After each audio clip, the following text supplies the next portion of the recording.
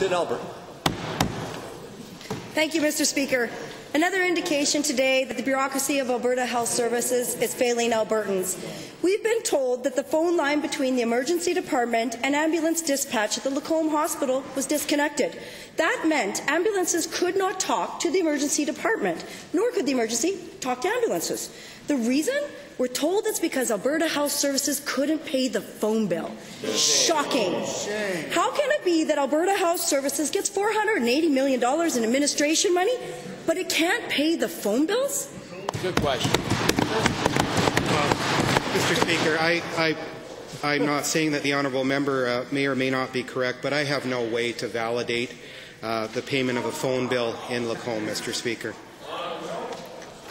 I would suggest you make a call to Lacombe Hospital. I might not answer. Given that we keep hearing that Alberta Health Services takes months and months to pay their bills, this isn't the first time this has come to our attention. Unless, of course, it's executive bonuses. They seem to be able to get that out in time.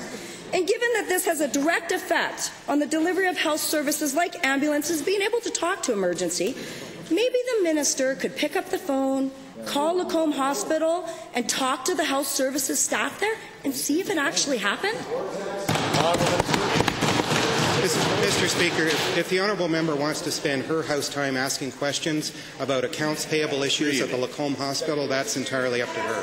Mr. Speaker, I have no knowledge of the situation she's talking about. Alberta Health Services is monitored by my department. They're audited by the Auditor General of Alberta.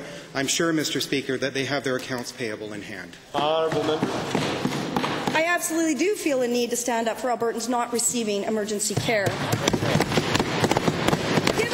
Given that I heard about this scary situation directly from a healthcare profession who works at Lacombe Hospital and who was there the day that it happened, but is so afraid to come forward because of repercussions and fear of firing, and yet we have whistleblower legislation that's supposed to protect them.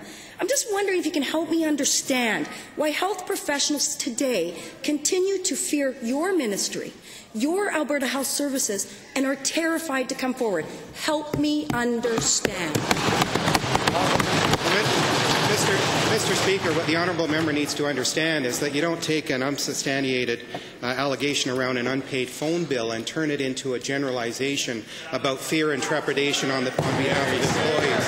Mr. Speaker, Alberta Health Services and this department, overseeing Alberta Health Services, is very proud of the employee concerns process that is available to all employees, whether they are health professionals or support staff in the organization. Mr. Speaker, the answer for the honourable member is to learn about the process, understand it, and explain it to her constituents. That's right.